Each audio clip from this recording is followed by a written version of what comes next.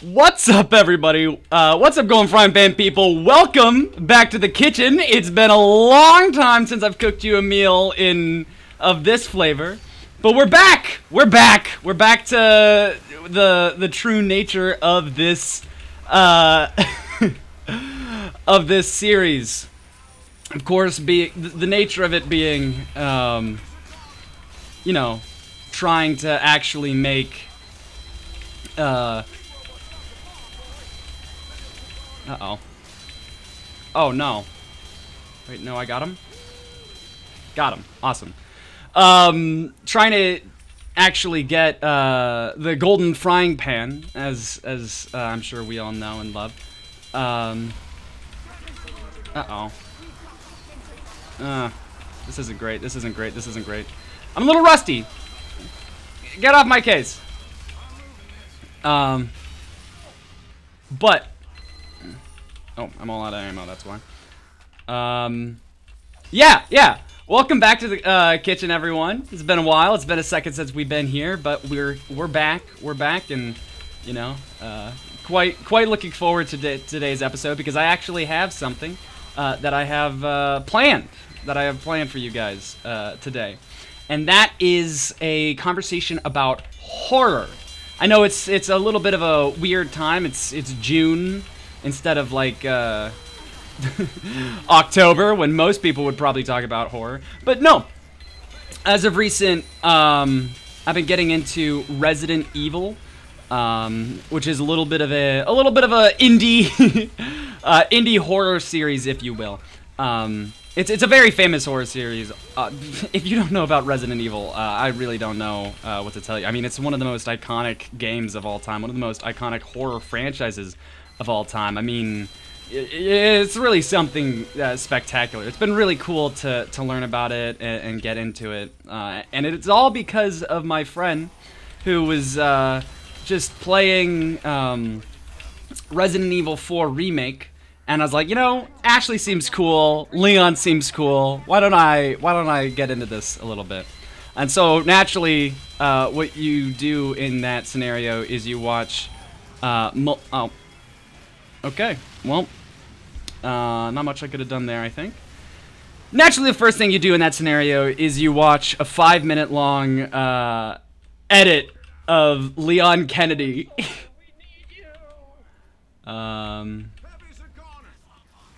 Wait.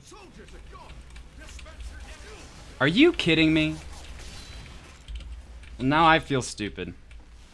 I feel quite silly. If you could even say that. But it did like reinvest my ideas in a horror, because horror has always been a very interesting topic for me personally. I'm a little bit of a coward. I'm a little bit of a wimp. Come on.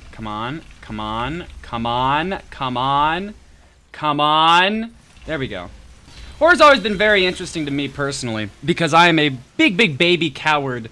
That can't really deal with what in the world? Okay, that can't really handle any sort of actual thing. But it's always been really interesting to me because I think that generally horror is a very interesting topic. I mean, think about it. In writing, there are a couple different constants. You know, a couple different major themes that people like to talk about, and it's like. The four is like the four different topics are what is it? Hold on, I have it pulled up, guys. I'm actually like good at this week. The four types of conflict are person versus person, person versus self, person versus society, and person versus nature. However, consistently in stories, you know, whenever you have this framework, unless if it is a tragedy, all of these things tend to be like an obstacle that will overall accent the protagonist's ability to succeed. It is an obstacle for them to overcome and be able to learn and be better for it. Now, there are obviously like tragedies and things like that, which don't necessarily adhere to that, but it's still pretty consistent. However, in horror, it is kind of the opposite, where instead of like the main character, the protagonist, having like a real upper hand or feeling like the story is made for them to succeed, a lot of horror stories are made for the protagonist to fail. It's man versus nature in a way of, continuous and inevitable failure in the most extreme and, consistent sense. And it's perplexing as to why people would be particularly attached to that. Why would people really want that to be a story? Why would they really want to, do that? It doesn't make a lot of sense. Uh-oh. Okay, we're good. It doesn't make a lot of sense, especially whenever you take into account, like, there's obviously, there's obviously different ways a story can be told, right? But most of them don't really get into that sense of helplessness. Tragedies definitely have it, but horror is its own beast entirely, right? It's not just having a sense of helplessness or like sadness. It is actively a inability to do much else, right? It is, in the most extreme sense, failure, right? Hopelessness. Tragedies very frequently aren't necessarily devoid of hope. They are just devoid of like progress or happiness or something along those lines. But a lot of horror stories are not only no. A lot of tragedies are a emphasis of a lack of hope, right? However, a lot of horror stories are giving hope, but showing that it's not enough. And that is so much more interesting and compelling, But it's fascinating to think that that's something that we're interested in. To think that that is something that we are, drawn towards. That we want to have that sense of failure, that sense of helplessness, and that tangible loss of success. It's really, really interesting, and it's not consistent. Sometimes you have things that are just scary, but I think those things that are just like cheap scares don't really stand the test of time, right? A character like Michael Myers or Jason Voorhees is no longer really seen as scary as it once was. However, that sense of pure evil, that sense of like destruction of all that can be, and all that usually in a story, you have the unstoppable force be a good guy, right? Like Captain America, Superman, these characters that are, they are made so that we can have hope. Jason Voorhees is kind of the exact opposite of that, where instead of having this, character fueled by hope and love and general goodness, you have a creature that is entirely bent on hate and destruction for no reason. It's entirely senseless. He is just evil. There is nothing else to it, right? And while that might seem really flat, it can be done incredibly well, right? And there's of course different ways upon which sorry, I had to check the next notes. Sorry. There are other ways upon which it gets expounded on. There's multiple different interpretations that people can look at. Many of them with different effectiveness. Obviously, we just talked about Jason Voorhees, and he's no longer necessarily really that scary. However, this sense of an unstoppable force is still, it's still conceptually scary. Like, that is definitely something that is worthy of note. But I remember a while back, my friend was getting into horror writing, and he talked about, like, a quote from Stephen King, obviously a very famous, very, very famous horror novel writer, and just general person in the horror scene. I mean, even I know about Stephen King, and as I said, I am a little baby boy. I am a coward. But he said something really interesting. There was a very, very interesting quote about the different types of, that sucks, of different types of horror. You have the gross out horror, which is, just like seeing something that's a decapitated head, guts, and think of like using the reference of zombies, because zombies are a personal favorite.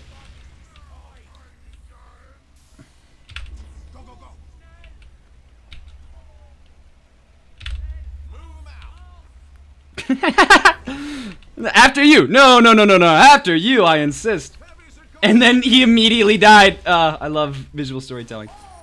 The first type is gross out horror, which is like, whenever you see a zombie and it's rotting and it's gross and its face is falling off and it's,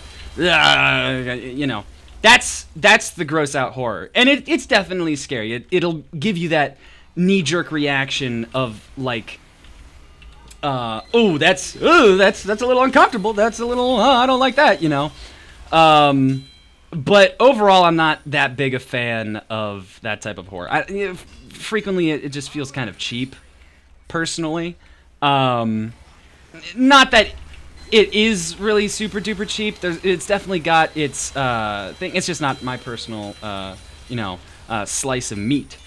But then you have the horror, which is, things that are just intimidating. Not necessarily just intimidating, but they're like, they're tangibly scary.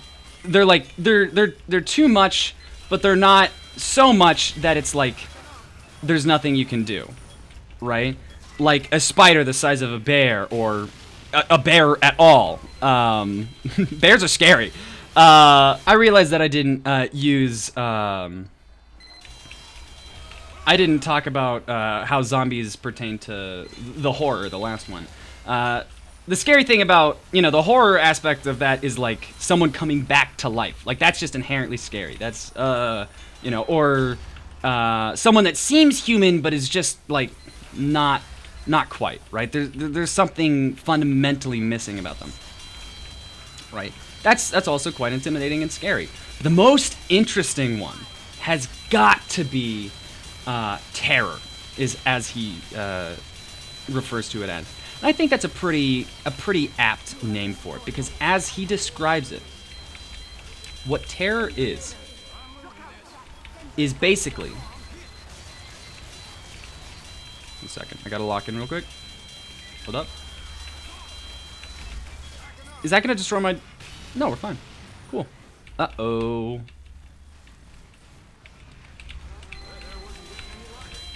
Yeah, I kind of saw that coming. Terror is described whenever you come home and notice everything you own has been taken away and replaced with an exact substitute. It's when the lights go out and you feel something behind you. You hear it, you feel its breath against your ear, but when you turn around, there is nothing there. That is so awesome, because I believe that kind of goes into the idea made by another incredibly famous and racist. I like that. That's a describing factor. No, he was really, really racist. Those who know, okay, all right. Yeah, I kind of saw that coming. Of course, that being the man, the myth, the legend, H.P. Lovecraft, who stated, of the emotions, the oldest one is of fear, and then of the fears, the oldest and most strong one is the fear of the unknown. Oh, it's such a good quote, because I think in that it's kind of goes off of a really, really strong sense of the appeal of horror, right? It talks about yeah, I should have seen that coming. It talks in a very real sense about humanity's very primal fears of what we can't control. Because whenever you don't know, one of the first things that you need to do to control something is to know it. You cannot control something that you do not know, right? And as humans, we so desperately want to control things. We just, like, that is fundamental aspect of us. We want to have that sense of security. We want to have that influence, right? And so it makes sense that one of the most deep-seated and natural fears is that inability to know, that lack of control. For me, this sense of zombies is one that is often kind of overlooked and very frequently minimized. I think it's one of the things that is so important in making a good zombie story, and really any good horror story, right?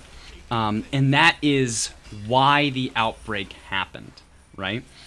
Because, you know, zombie apocalypse is inherently something that is like, oh, what if? It takes a very modern aspect of being alive, which is, you know, dense population. It takes one of humanity's greatest assets, one of its greatest strives. The fact that we've been able to survive so effectively, right, so consistently for so long now, that now we're able to reach such incredible numbers, you know. It's something that, but now that is no longer an asset. Now that is no longer something to be proud of. Now it is a great weakness as our numbers are used against us, right? But utilizing that sense of unknown gives a sense of helplessness, because being sick is an inherent fear of humanity. Zombies not only tap into you know, our fear of sickness, but also our fear of one another. As whenever you don't say, like, oh, how the zombie virus happens or anything like that, it makes it so much more intimidating. Because how do you fight something that you can't see? How do you fight something that you don't even have the inkling of knowing? It's so good. And very frequently it's just used for drama or action, as zombies also are really good for action. However, I feel like that vastly underutilizes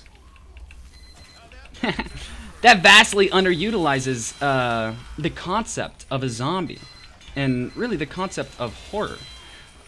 Recently I was at the movies to watch something, a movie.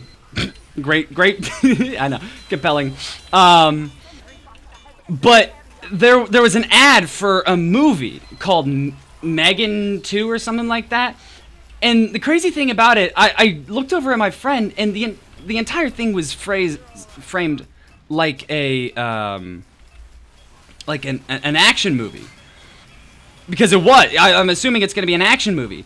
And I just turned to my friend and I said, wasn't this originally a horror movie? Wasn't Megan originally a horror movie? And it was. Because apparently that is a thing. Once something no longer becomes unknown, once we have a sense of triumph, once we now have something on them, we tend to like to beat it, right? We categorize it. We put it in a box. Whenever in reality, a very uncomfortable truth of reality, of being alive, of fighting and struggling, is some things can't be beat. They just can't. Actually, let's go crit. Let's go crit. Some things can't be beat. Right? Some things you can try and duck and run. And, oh god, I love jump height so much. Duck and run and chase and try and outthink it and try and outfight it and try and outsmart it. There's nothing you can do against it. That is a very real thing that people live with. And horror is so interesting because it takes that and gives it to us. It's like humans want to feel that sense of helplessness, that primal question of what if there's nothing I can do? What if I'm not enough? What if whenever things matter the most, I can't save myself, right? What if everything happens for no reason and I just end up dying, right? It's so interesting because humans obviously love to be very self-congratulatory of like, oh, the human spirit, here we can do anything, we can do whatever we want, we have this perseverance, we have this heart, we have whatever. Horror looks at that and spits in its face in a very true sense because it's like, well, no, what if you do everything right and it's not enough?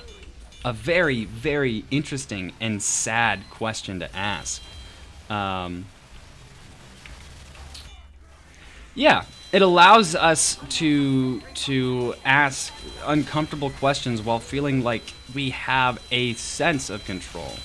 You know, instead of just the incredible sadness that, you know, things that are just drama, right? Most dramas are a lot closer to fear, right? You can tell whenever there is a really good story, a really good horror story. Whenever one of my favorite, dude, that's gonna destroy the. Oh no, it didn't. Cool, awesome. One of my favorite horror stories is technically not considered a horror story. It's considered a comedy. And you know, this is not a crazy take or a nuanced take or anything like that. I'm not the one to come up with this idea. But The Truman Show is obviously a horror story, right? It's this guy that is thrust into a scenario which he has no. I didn't even think. I didn't think. He has no control, no hope of, you know, fixing anything, of being anything more, right? He's been thrust into this entirely helpless position his entire life, and he doesn't even know it. People are so disillusioned that they don't even try and help him. They see it as funny, they see it as entertainment. And so did we. It's such a well-made story. As well, is a great testament to how, you know, portraying something and how displaying something changes people's perception of it. Because obviously, the knee-jerk reaction is a comedy, because there's jokes in it. I think Bill Murray's Groundhog Day is another amazing scenario of that aspect of storytelling. He has no control over what is happening. He has no idea why it's happening. And admittedly, Bill Murray in Groundhog Day is a lot worse and has a lot more to prove to himself. And, you know, it's a lot less inherently scary. But in a very real sense, it is still horrific. You know? No. Ooh, I thought I died. Sometimes you can't tell. Because you just lose that sense of control. People love to have that idea of control, that idea of... to resolve my very crappy diet horror analysis, I guess it would be a perspective of being alive and doing things. How things stop becoming scary. Uh-oh. How things stop becoming scary is because we feel like we have a sense of control or a stake in it. Think about it. Something like Jason Voorhees or anything like that, at this point now is considered to be goofy and far from scary. Why? Because we've seen it before. Because it's no... Oh! Hey, bro, what's up? It's no longer that unknown force. Now it's just some guy with a knife. And I mean, like, he doesn't stop coming, and that's scary, but like a lot of the tension is gone because you know what's gonna happen. And I think that happens a lot in reality. You know, it's a sad truth whenever you feel like either... Well, okay. Actually, I guess one of the final things I could talk about is how important... What are you doing? What are you doing? Okay. The importance of hope in horror movies, because after all, I think one of the biggest reasons as to why something stops becoming scary is because there becomes a disillusion of hope and progress, right? You know what's going to happen. You know how it's going to happen. A lot of tension is lost because it's just what it is. You know, this will happen. That will happen. You know, either we will have a good ending or we won't. Or maybe people will die for no reason other than, you know, oh, it's a horror movie, so people have to die in some, you know, gory, gruesome way, right? Ah, yeah. Should have expected that. You lose that sense of tension.